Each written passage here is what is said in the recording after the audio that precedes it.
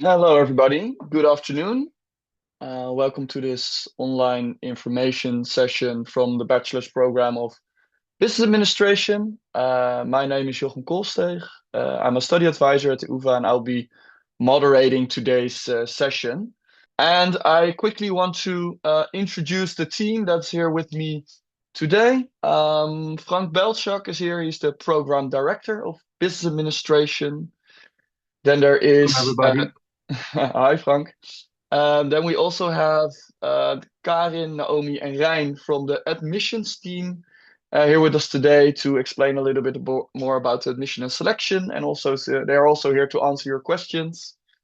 Then also myself, Jochem Koolsteeg, and my colleague Sanne is here. We are study advisors at the Faculty of Economics and Business, and we will Hi also guys. be here to answer your questions.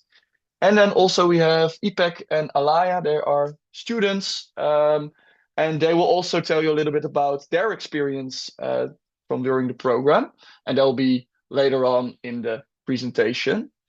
Um, for now, I want to give the word to Frank, and he will explain to you a little bit more about the program.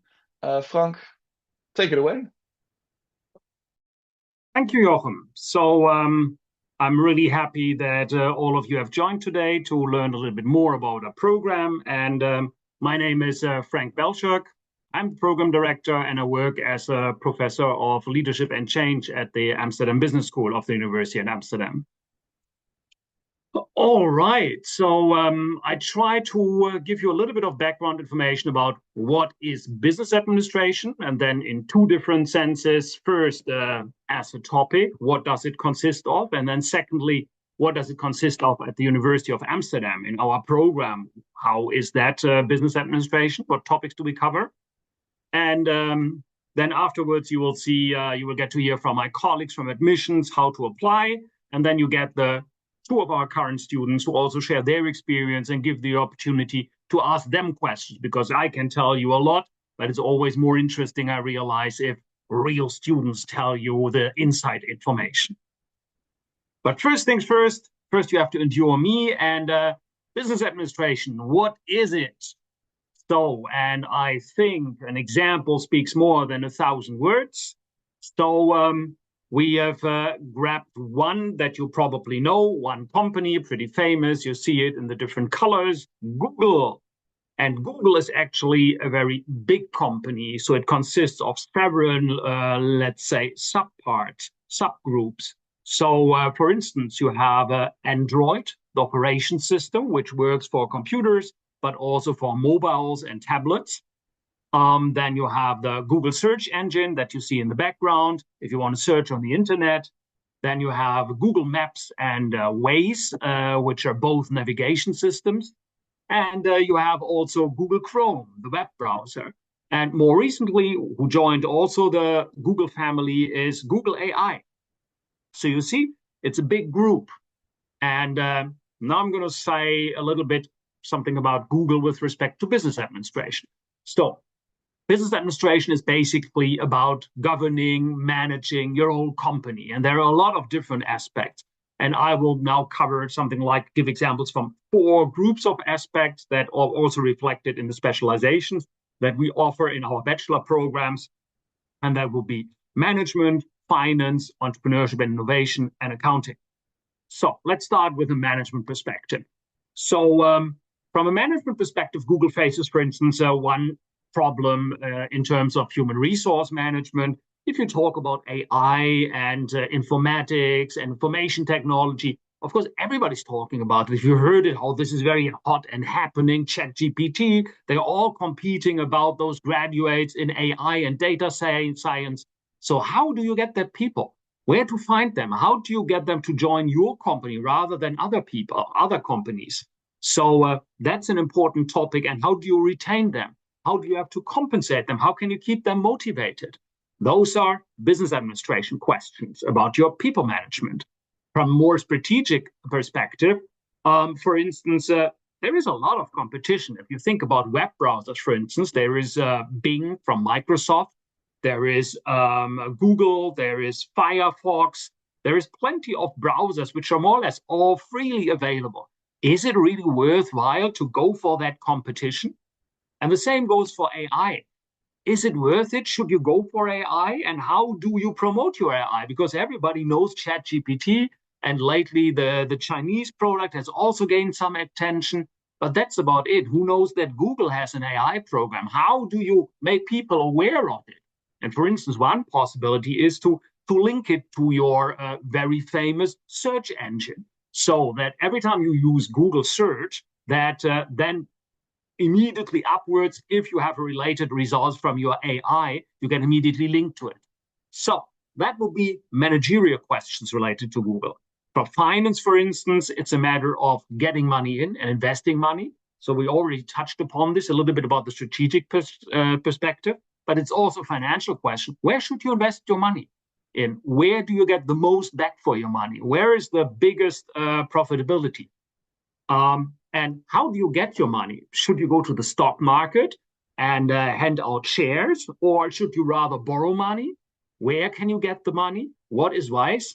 So you've heard it maybe a couple of years ago, away when Elon Musk was complaining a lot that he had handed out shares for Tesla, and then he was not really pleased with it because then the shareholders wanted to have a say in the way that he handled his company, and he didn't like that really. So all of those different strategies on how to get money have different pros and cons, and you have to be aware of that to be able to make the right choice for you.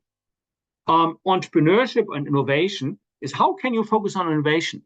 We as a country are basically thriving on innovation. If we don't innovate, well, we're out of business because other countries can copy our stuff way cheaper because here our production costs are way higher.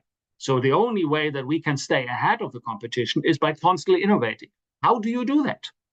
And last not least is, for instance, accounting. And that's bookkeeping and budgeting. So being aware of all your costs and profits and making the right choices there. For instance, if you have some general costs, how do you allocate them to certain products?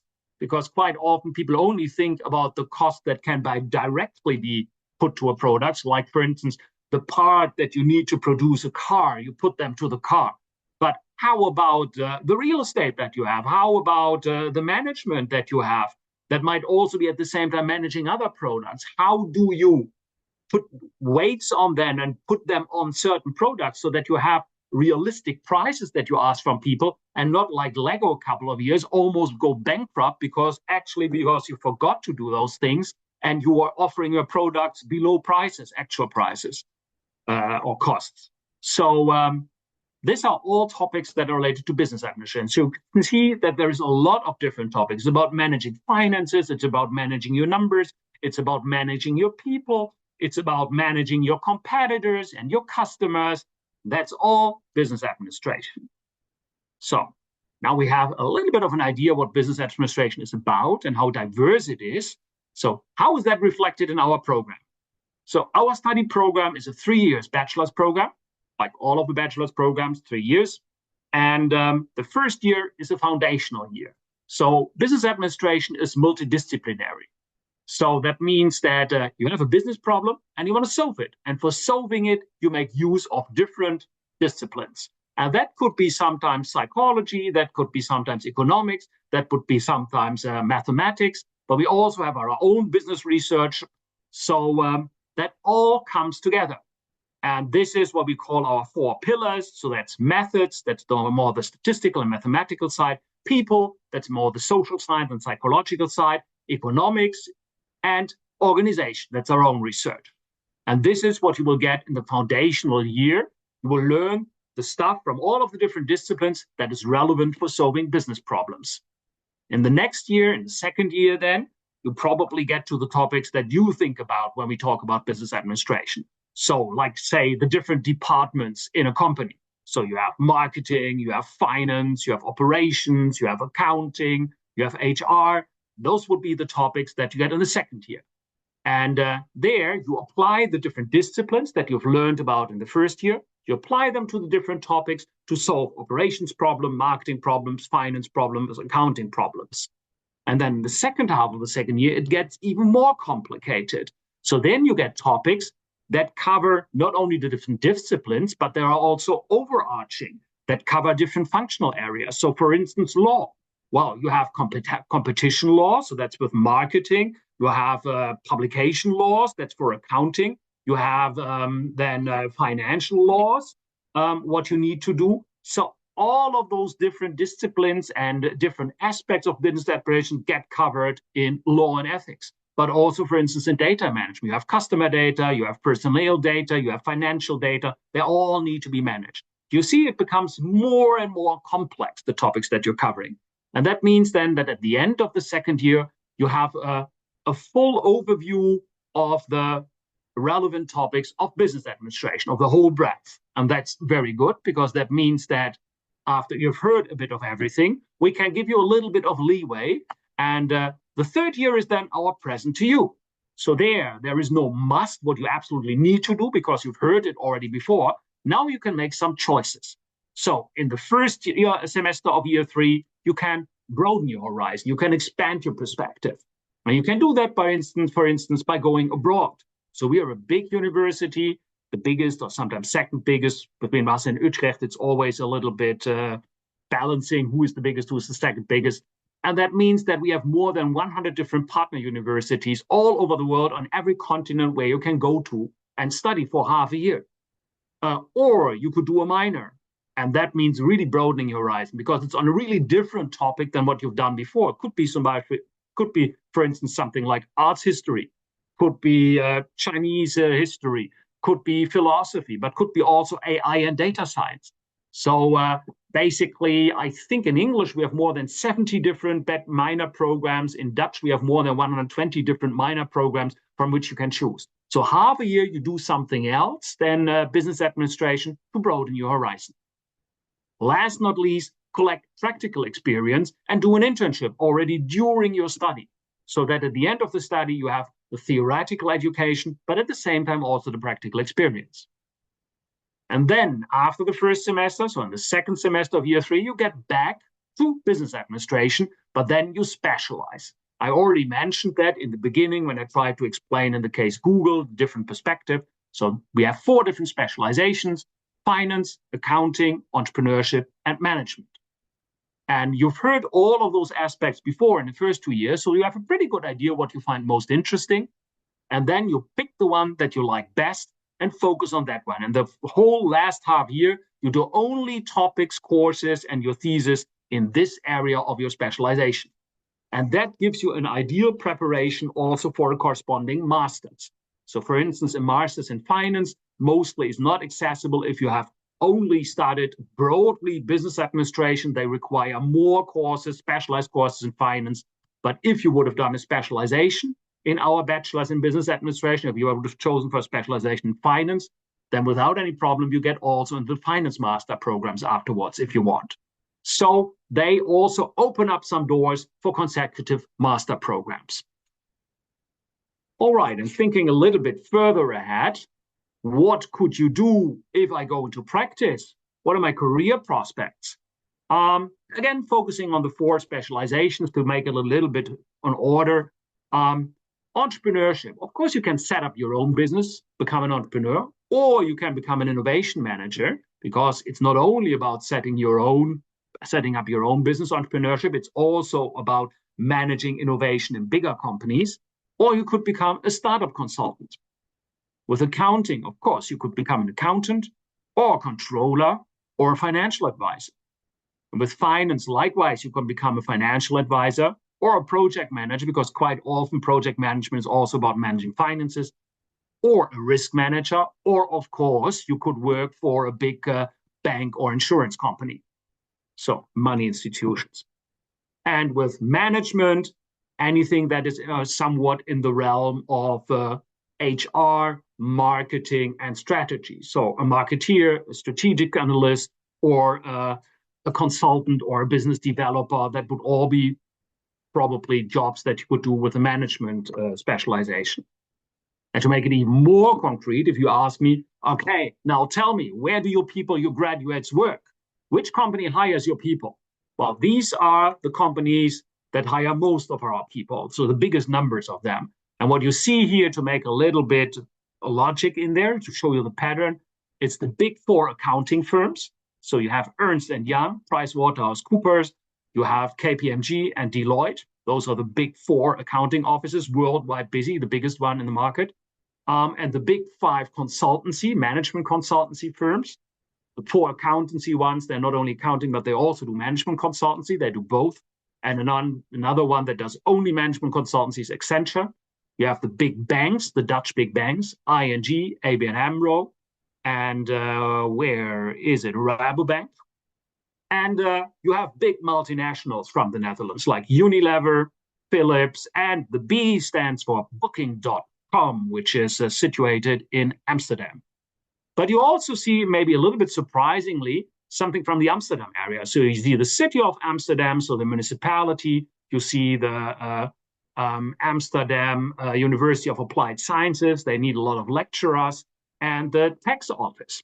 So also public organizations like to hire people from business administration because they have the same thing. They have customers, even though it's not the paying customers, there are the citizens. They need to promote their work. They need to find HR. They need to find good people and hire them. They need to spend their money. They need to get in money. So they are also interested in business administration. So they also hire our people. So hopefully that gives you a bit of an overview about what business administration is about. And now I have to admit that we get to something where we always get the same question. So this is why we decided to make specific slides on them. So this is from our experience what comes up very often. On the first one of those questions that we get to hear all the time is, okay, you have a bachelor's in business administration. What's the difference with international business administration? Because sometimes, for instance, in Rotterdam, not too far away, or even at the Free University, also in Amsterdam, they have programs in international business administration. What's the difference? And the answer is none. We are international business administration program. It's just we don't have the international in the name, but we are as international as they are. There's absolutely no difference whatsoever. So basically, in the Netherlands, our program in business administration, the programs at the Free University and at the Rotterdam School of Management in international business administration, and the program in Groningen and in Maastricht in international business are all the same. They are all about international business administration, no matter how they are called. It's all the same thing. They are all fully English language programs with international lecturers and student bodies, international courses and materials. We're all talking about international business and all business in the context of internationalization and globalization. And we all have international exchange programs. And we all heavily draw on the international classroom. That means that we force you to work together with students from other cultures, to get in touch with them and learn how to feel comfortable in and work with people from different cultures. So that's the answer, no different. Next, what's the difference between your universities and other universities? Yeah, because other people also have business administration programs or international business administration programs. Well, honestly, the differences are not very big because in the first 2 years, we all have to cover the general ground. So all of the business administration or international business administration programs, they always have to cover the basics, broad basics of business administration. So that means that we have only limited leeway where we can be different. But you do see some difference. If you ask us, or me, where are you different? What do you do more than others? Then I would argue, first thing, the whole 3 year is basically at your disposal. You're able to decide about the whole 3 year, how to fill it in. That's relatively unique. That gives you a lot of freedom to really make it as you like it best. And the second thing is, in terms of topic that we cover probably to a larger extent than others, then I would argue that we have more stuff on business ethics, we have more on digitalization and digital business and more on entrepreneurship than others universities. Does that mean that we have more dedicated courses? Well, maybe not. But what we do have is for all of these topics, we have several elective next to our compulsory courses. We have different minors, for instance, the minor in entrepreneurship, where you set up your own business and a startup and will be helped and supported by our staff with that. We have a minor in AI and data science that you can do next to your study here. So I would argue that we are stronger on those three aspects than probably the other universities in business administration. Okay, and then for the last one, well, we're offering several bachelor's programs, of course. One is business administration, and there is one which sounds relatively similar, and that is business economics. And the question is, what's there the difference? Well, business economics, there the emphasis should be rather on economics, because what it is basically an economic study where you do accounting and finance and replace some of the economic classes with accounting and finance classes. So it overlaps with business administration to the extent that the finance and the accounting classes are exactly the same. The students from both bachelors sit together in the same classes on accounting and finance. So they don't get something different or more or less. They get exactly the same accounting and finance. But then the rest of the study in accounting and finance is only roughly maybe 25%. But the rest of the study is totally different. In business administration, you get a broad education in business. So you hear something about marketing, about strategy, about HR, about innovation management, about international business. So that's business administration. And business economics, you get to hear something about macroeconomics, labor markets, international trade, about microeconomics. So it's only economics. So 75% of your study is totally different.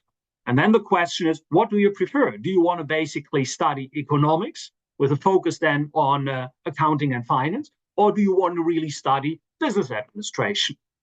And if you're interested only in accounting or finance, it doesn't really matter because that's identical. But as for the rest, it's really different. So, and hopefully that answers at least those three questions. And now I have one more special thing, because I know that, of course, I'm talking English here, and we have an international program. I've emphasized that. But at the end of the day, we're still in the Netherlands, and we have a lot of Dutch students. And there has been also a big demand on starting our program in Dutch, which means basically, yes, we're going to do that from next year onwards. So from 25, 26 on, from September onwards even, we have two options. So you can enroll for this program either in Dutch or in English. And let me shortly elaborate on that. What does that mean? Well, you can see it on the lowest level. You see the Dutch track and the English track. The English track is pretty clear. Everything is just plain English. That's it. So that's probably what all our international would choose. But for the Dutch people, you can choose whether you want to enroll for the English track or for the Dutch track. The Dutch track means that in the first year, you only have the lectures in English. And the rest, meaning we have also smaller, more interactive lectures. They're called feedback lectures. We have tutorials where you discuss in very small groups of 30 to 40 students, like you are used to from school, discuss with others, solve cases, speak to each other, do exercises together. And they are also in Dutch, and the exams are also in Dutch. That's in the first year. In the second year, the feedback lecture will also switch to English. So then basically both of the lectures will be in English, but the tutorials and the exams will still be in Dutch.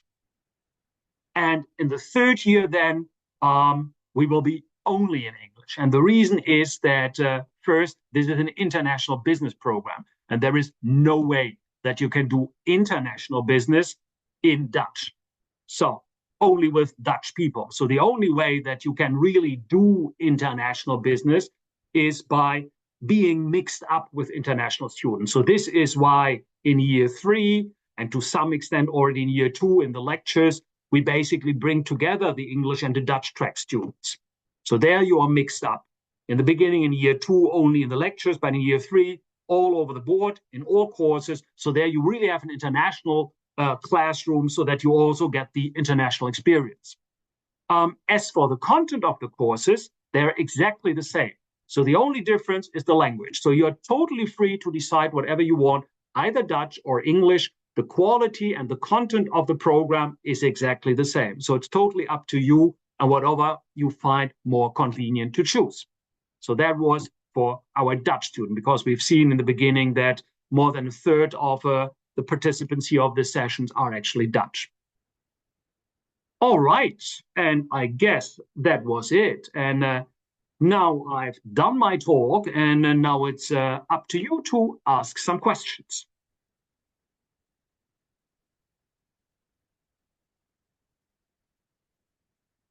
At the moment, I only see one question, Frank, from Julie. It Yeah, is one of the subjects is law and ethic. Is it Dutch law, European law, or international law? international.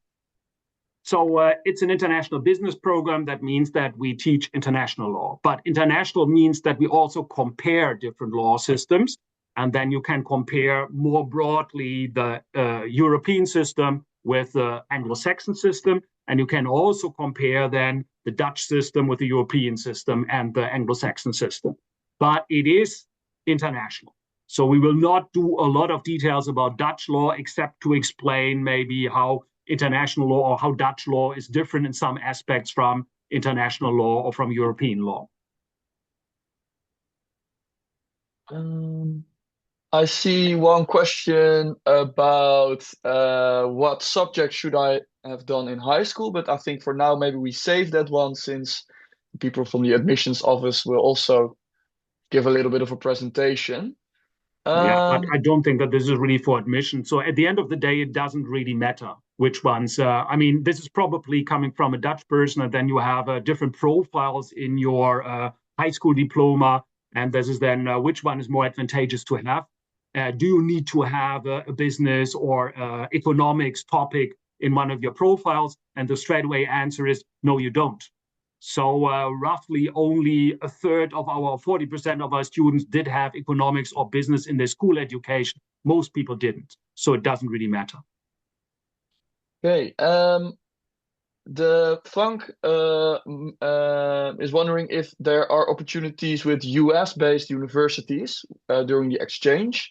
Yes, If there so, is. could you provide an example? Well, honestly, I can't. If you check on the website, I don't know by heart because the problem is that we have so many there. It's not just one university, then it would be easy. But we have exchange partners in the US, I don't know, something like at least 10. So, but what you could do is very easy to remember studyabroad.uva.nl, a website. And there, if you click further about studying abroad and exchange programs, you see a globe. And then on the globe, you see all of the different dots where you can go to. So more than 100 something different dots all over the board, all over the world, including the US, several in the US. And then you can take a look exactly what different US universities do we have cooperation agreements with, and where could you go to during your exchange. Thank you. And for this Q&A block, I think one last question, and there will be more Q&A blocks further down the line, so don't worry. But a question from Adela. It is my dream to open my own coffee shop and a climbing wall. Do you think this program could be a good fit for me, or should I rather choose another one? Oh, and coming from a marketing background, it would be stupid to say, like, no, do something else. Of course it is. Um, because I think it actually really is. Because what you need most, if I take a look there, if you would start an AI something, then I would say like, yeah, but you need really content knowledge. But about climbing and about the coffee shop, probably this is something that you don't need to study. You don't need to study climbing or don't need to study coffee making. You have some practical experience there. You know something about it. And the thing that you always need, and this is the decisive thing about failing or really making it, is the business administration knowledge to manage your thing appropriately, to have good marketing skills, to make the right strategic decisions, to get the right money in at the right conditions so that you don't go bankrupt. So, therefore, I would say business administration, if you would have just asked me, this is my plan, what should I study? I would have immediately told you business administration is your best bet. Thank you very much, Frank. I think, if I'm not mistaken, right now I want to give the floor to the people from the admissions and selections office. Karin, please take it away. Yes, thank you, Jochen, and thank you, Frank. I will now tell you a bit more about the admissions and selection part. This program has a numerous fixes, which means that we have a maximum of 800 students that can enroll in the program. And for that, you have to take a selection test. There are two different parts to be admitted to the program. You have the admissions part and the selection part. If you look at the admissions part, we have entry requirements because we expect a certain level before you can start the program. This is the first step, and you can check these entry requirements on our program page. First, you need a diploma that is equivalent to the Dutch VBO diploma. You also need to prove your mathematics proficiency, and you need to prove your English proficiency. For all the details, you can go to the program page and click on the tab Application and Admission. There you can see the exact requirements you have to pass and check these requirements by using the diploma calculator. In the diploma calculator, you can look up your country or your diploma and see which requirements you need to meet. You can go to the next slide. Step 2 is to register in StudyLink to enroll for the program. StudyLink is a system for registration for Dutch universities, and the deadline for this program is early. It's January 15th, 2026. So make sure not to miss this deadline because it differs from other programs. From October 2025, you can apply for the next academic year since the deadline for this year already has passed. And after you registered, you will receive an email from the university with your student number. And we call this your UvA ID and a link to your enrollment checklist where you can see all the steps you have to follow to successfully enroll for the program. I would also like to add something. This year, like Frank already mentioned, you can register via StudyLink for either the Dutch or the English language track. In both cases, students have had to participate in the selection test, which is a selection for the entire program. Likely the situation will be different next academic year. Only the English language track will have numerous fixes. This means that those who register for the Dutch track will go through the mandatory UvA matching procedure, which is mandatory but not binding. And those who register for the English track will go through the selection procedure as it currently exists, including the selection test. It's not definite yet, so it's important to keep an eye on the program page to make a good decision on which track you choose.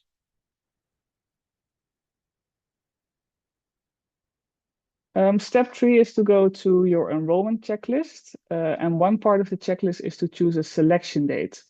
You can also register for a selection date via the tile in SIS Register Matching and Selection, which is on your homepage. The deadline for choosing a selection test is also January 15th.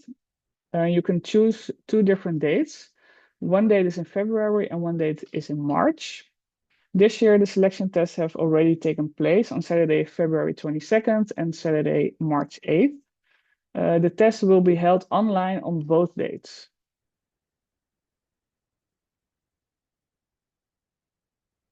Yes, I will now tell you a little bit more about the selection test itself. It's an online test and it's 2.5 hours long. The test is multiple choice and it's about 3 subjects, namely mathematics, economics, and strategy and organization.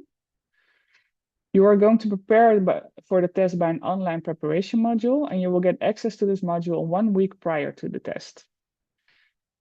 This year, depending on the track you chose in StudyLink, you took the test in Dutch or in English. Next year, the selection test will most likely only be in English because the Dutch track will go through UvA matching. There's no prior knowledge required for the test. However, we do expect you to have a basic pre-university school level and study skills to understand the material, to make it your own and to apply it. You will receive all specific details about the test and how to prepare for it in February next year. After you've participated in the selection test, you will get a ranking number. That ranking number decides if you will get a place in the program. You will receive your ranking number on April 15th, so all students are ranked based on the score of their selection test. So the best student will get ranking number 1, the next number 2, and so on. Number 1 until 800 will get a place in the program straight away. And if you're number 801 or higher, you will be placed on the waiting list. What will you do with the number when you receive it? Well, after you receive your ranking number and you have been offered a place in the program, StudyLink will send you an email that will ask you to accept your offer. You have 14 days to accept this offer. If you don't want to accept it, if you don't want to accept your place or you forget to accept it, the place will be offered to the next student on the waiting list. In this way, the waiting list shortens quite quickly because there are a lot of students who are enrolled for different studies and decide to study somewhere else. This means that in that case, people on the waiting list will get an offer to study as well. The offers are sent out until August 1st. So that's also an important day to remember.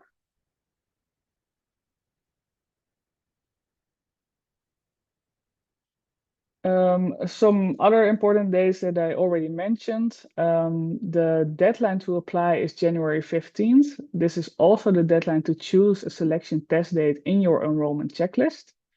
The test itself, the selection test, will take place in February or March, or both in February and March. So you have to choose which date you pick. And on April 15th, you will receive your ranking number. If you want, you can read the whole application process and the selection procedure on our website. But the most important thing is to remember these dates that you see on the screen now. So that's it for my part. I'm not sure if there are any questions.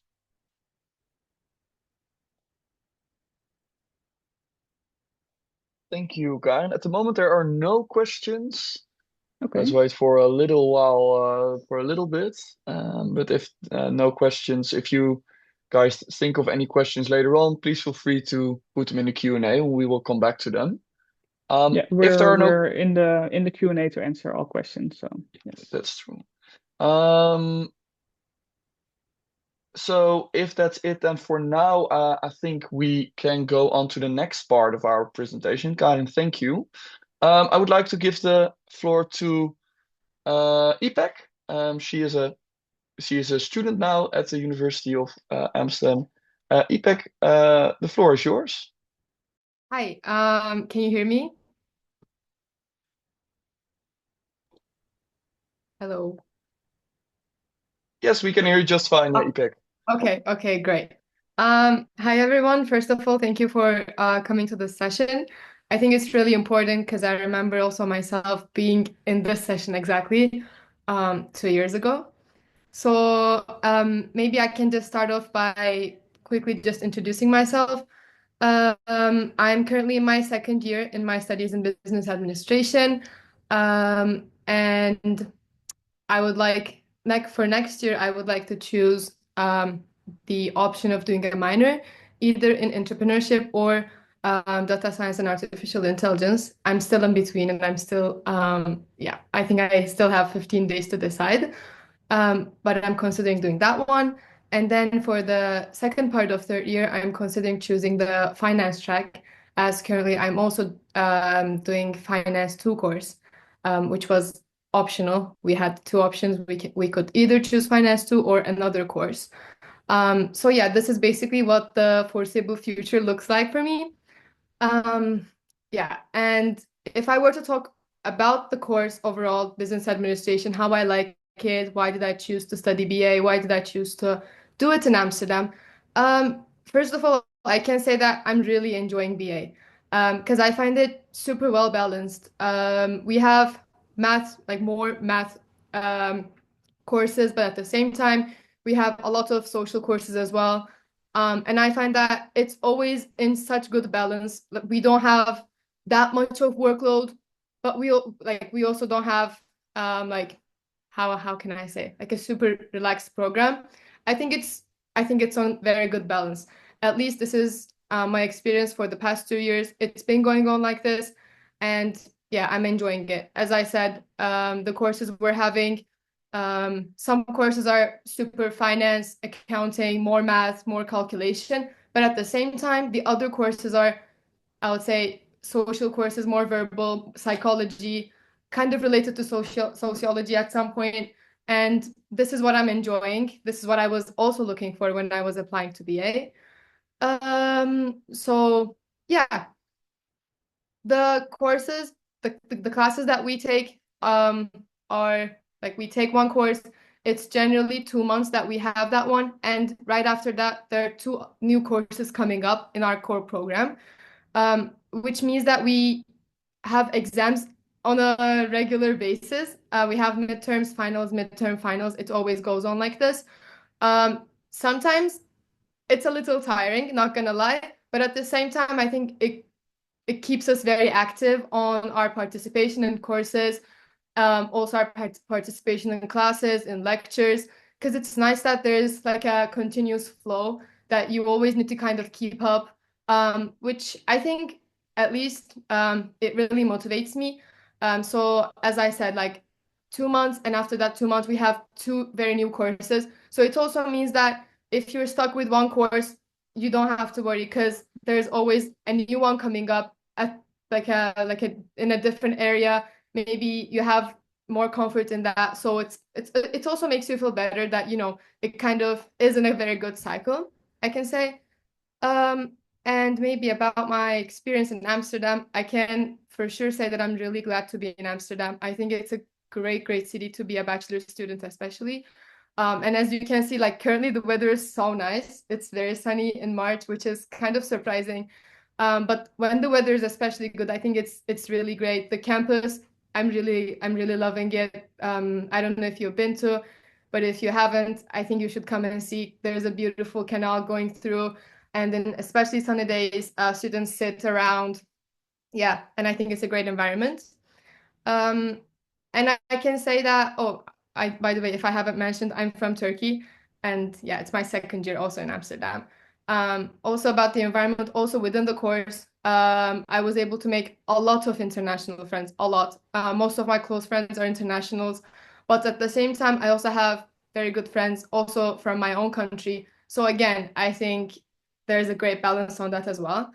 And it's really easy to make friends also in your tutorials because yeah, as Mr. Frank said, in tutorials you're like with 20, 25, maybe 30 people, and you always have to interact with them. So yeah, from tutorial to tutorial, it really also enlarges your network in that manner. So yeah, I can also say this.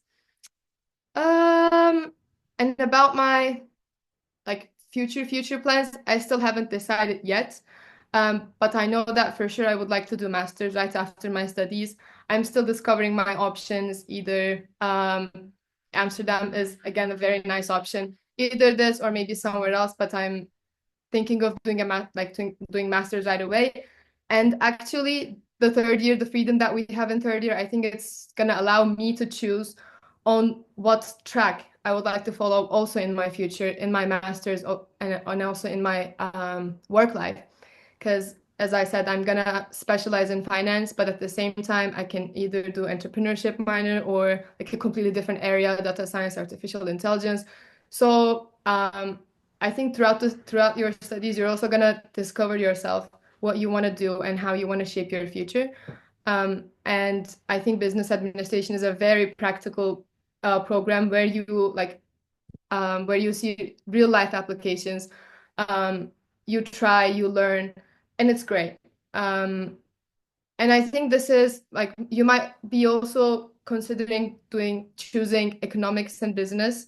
This is another course also offered by UvA. But I think at this point, it also really depends on what you expect from the course, as also it's been mentioned. But in business administration, I can confidently say that it's really towards real life.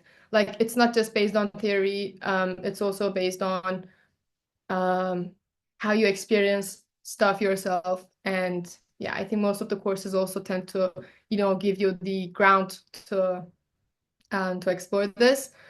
So if you don't just want to be stuck with theory and reading, writing, and yeah, passing, but instead, if you also want to be involved, I think business administration could fit you. Yeah, I think overall, this is what I would like to say. And I think there's going to be a Q&A as well. So if you have any questions, I'll be more than happy to answer. Yeah, and now my friend Alaya is going to speak. Thank you. Yes, thank you, Ipe. So now I'm going to share my experiences as well, also a Dutch student with the studies of business administration. I'm currently in my third year.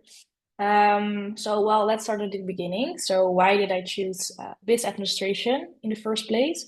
So like in high school, economics and business economics, well, really have my interest.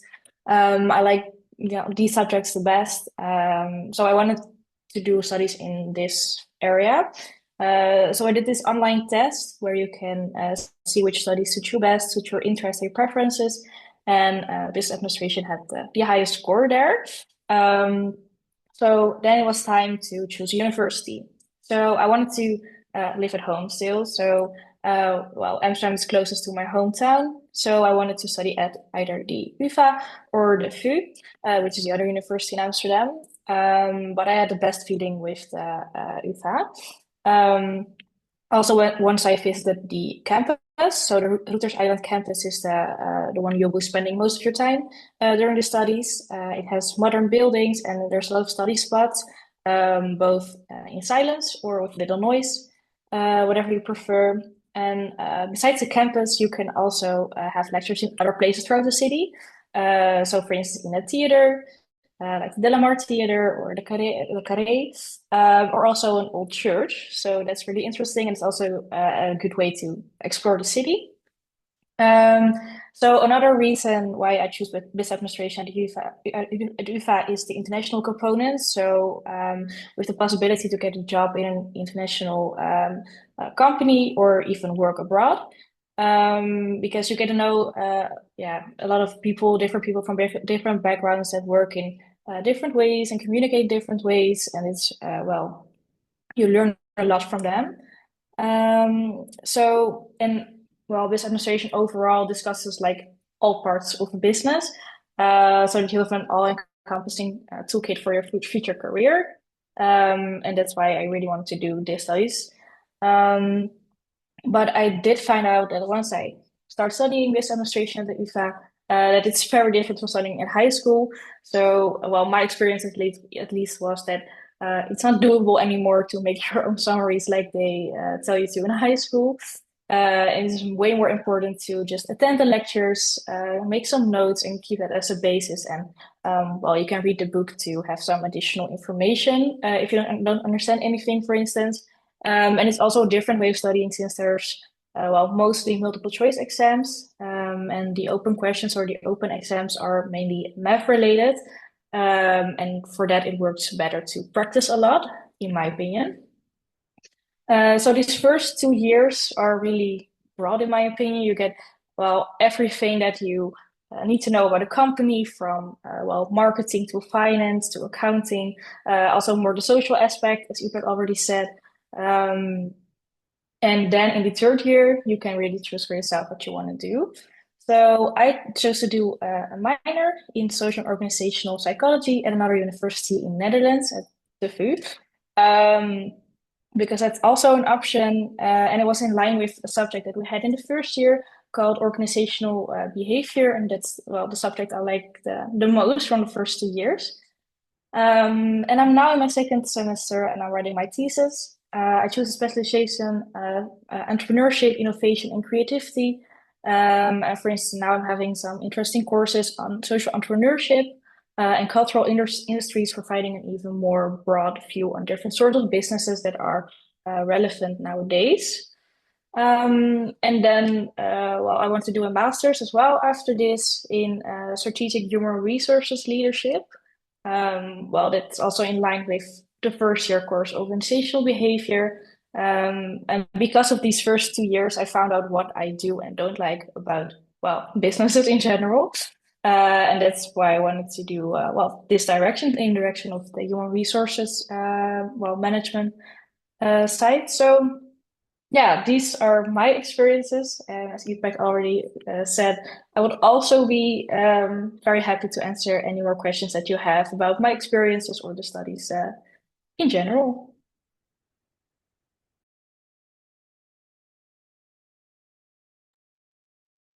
Thank you, Ipek and Alaya. For all the attendees, if you have any questions, please post them in the Q&A and we will try to answer them.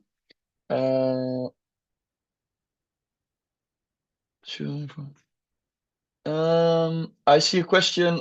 Why choose BA at university college more than at university? Maybe Ipek. I'm not sure if I understand the question correctly, but maybe Ipek, you could share why you chose for BA at the UvA in particular. Yeah, of course. Honestly, yeah, I also don't really understand the content of the question. Maybe it's something related to the Dutch system or Dutch universities, and I'm not really familiar with it. But yeah, basically answering your question, why I chose to do it in UvA. Just to be honest, I think because of the prestige. The prestige, the course content, the people I talk to. I've never received any negative feedback. So that's why within Netherlands, although I also applied to a couple bunch, UvA was always my priority in this aspect. I also considered studying in the UK, not US, but yeah, within like Europe, like UK, or it was gonna be Amsterdam, UvA. I was kind of sure. This is also how my high school also guided me. Um, yeah, so I would say prestige, and also like I talked a bunch of like also graduates from here, and all of the experiences that I was hearing really appealed to me. And then in the end, it was like a personal choice of me coming to UvA rather than also studying in the UK. But yeah, as I said, I am really happy with my choice, and a lot of people also guided me towards here. And I also, plus I also attended the open day and also this seminar exactly 2 years ago. Yeah, which filled me in with a lot of information as well. Thank you. Alaya, I have a question for you. Sarah is wondering, were you good at math in high school, and do you need it to be able to understand or follow the courses? Well, the first 3 years of high school, I was good in math, but afterwards, I chose the harder version, Math B for the Dutch students. And then I wasn't that good anymore in math. But I don't think it's really math related. I know some business administration studies have a math course, but we don't. It's just incorporated in the economics, more economics, business economics courses that we have.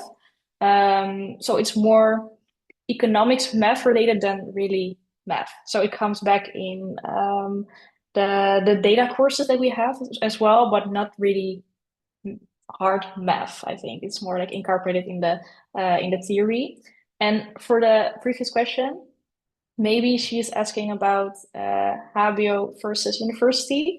And yeah, well, I think I was also considering doing HBO or university.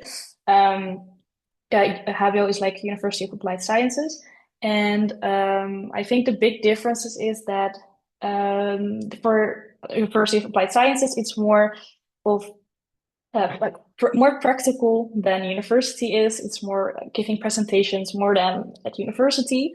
But I do think at the UvA specifically, we also have a lot of options to give presentations as like midterms or do assignments as well, besides the end terms that are written exams. So I don't think that would be the consideration because it's kind of similar, I think. I hope that answers that question as well. Thank you, Alaya. Ipek, could you also answer the question? How did you experience the math aspect of the program, and how was your mathematical skills in high school?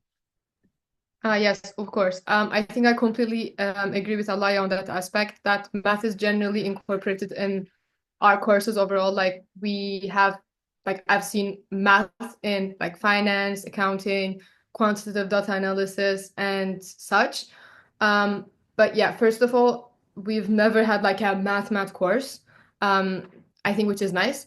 And about my previous math experience, I did IB program in international baccalaureate in my high school, and I had high level math, and I would say, yeah, I think I'm comfortable with math overall, but I'm glad also that in our course, the focus is more on the business and I would say economics aspect rather than math. But I also have a lot of friends also following economics and business. For example, in their course, I think for sure they have more math related courses where they do mostly math, but maybe less economics in particular courses. But in our course, I would say that it's very doable if you watch the lectures, if you attend tutorials, then I don't see any reason why yeah, you won't do it. So yeah. Okay. Okay, and I have one more question for you, Ipek. How hard is it to find housing as an international student? Okay, great question. Um, to be honest, I think I was very, very, very lucky, like very lucky, because in my first year, as I said, I wasn't really sure that I was gonna come to the Netherlands. Like overall, I was still in between choosing either UK or yeah, Amsterdam UvA. So during my last year in high school, I didn't really apply for anything until late June, July, which is super late, by the way. If you're seriously considering coming here, you should start looking from like right away. I would for sure suggest that. In my case, I was just super lucky because in a very random day in July, in one of the WhatsApp groups, someone just said, "Oh, there's an opening in one of the student housings. Would anyone be interested?" And coincidentally, that was the day that I decided to come to UvA. So it matched perfectly. So first year I stayed in a student hotel called the Social Hub, and I really recommend it, by the way. So how the first year went along. And a little side note, join to as many WhatsApp groups as you can. There are a lot. You can like, how did I find the WhatsApp group? That's a great question. But I think also in your program, WhatsApp groups, chats, they like people send links. Just pay attention to those. And if you join like multiple, there are like flyers coming up regularly, so you can maybe see if anything matches your interest. And in my second year, again, currently I'm in my house and I'm sharing it with a very close friend. I again found this house through a WhatsApp group. But I also have a lot of international friends who are working with agents to find a house because normally it's really hard on your own if you look just to rental websites because they're international and plus I'm non-EU, so I think it puts like another difficulty on that aspect to especially to the people that are also in my situation. So if you try to do something on your own, it's hard. It's really hard. I was just maybe too lucky. But again, as I said, joining as many WhatsApp groups as you can could be an option. And if you want, you can, of course, work with agents. I have a lot of friends who worked with them, who found very good houses, also close to campus, close to the city center. So yeah, these would be my two main suggestions. And there are a couple of, yeah, as I said, student hotels, student accommodations. And UvA also, at least in my year, UvA was also offering student accommodation to first years, but not guaranteed. You apply, it's like a poll, you get selected or not. I applied, I didn't get selected. It's a low possibility, but still you can also try your luck there. Like just, do different things just to see if you have any chance on one of them. Because in the end, you will have, but yeah, you have to try. Like you have to be kind of, open to options and yeah, different methods to find the house. Yeah, because it's not easy for sure. Thank you, Ipek, for answering that question. I have one more question from Siddharth. Maybe Frank, you can answer this question. How are employment opportunities after the bachelor? If maybe the master isn't something you don't want to do immediately after. It depends. It really depends on the company you're applying for. So let's say we're in the Anglo-Saxon system that people are very used to, or companies are very used to first doing a bachelor's, then you start working, and then maybe, or also maybe not, you go back to university with your master's. In the Netherlands and most of other Europe, this is very uncommon because we come from a 4 years education and then we switch to the bachelor master structure, but people still feel like a bachelor is only half of it. So some newer companies, they are fine with bachelors. They followed the American approach or the UK approach. But for a lot of them, it would be very desirable to go for a master's, especially if they are very competitive, standardized programs, companies. Then with only a bachelor's, you will have bad chances of getting in. Internships, maybe, but getting a good job and good career perspective would be difficult. But so this is also reflected. Probably 3 out of 4 people in the Netherlands continue masters after their bachelor's. It's very uncommon to not do so. But there are always exceptions to the rule. So maybe you can do 2 ways. Try to apply for a good job. And if you find something that you like, go for it. And if not, you continue with your master's. And maybe I have an answer to the university college question, because there is something like university college. We have Amsterdam University College. You could say that university college is this liberal arts education, like school, a little bit of everything. So you have some history, some social science, some natural science, some mathematics, some languages. And only after that generalized bachelor, you will then pick basically your master as specialization. And usually it's relatively tough to get in there. They're very selective. Well, it's a totally different program. So if you like a little bit of everything, if you enjoyed school and a little bit the change, and one time you have history and another time you have English, and then you switch over to biology and physics and mathematics, if this is really appealing to you, then go for the university college. But if you say like, well, I've had it all and I know where my preferences lie and I want to be more focused now, I want to do something in my area of interest, then I would say pick a specialized normal bachelor's program. So the usual approach would be in school, you're broad, and after school, you should make your choices, then narrow down. And the bachelor's is still very broad, like business administration. The master's, you focus further on, let's say, finance only. So it should be like a pyramid. And what you're doing with university colleges, you're basically delaying your choice.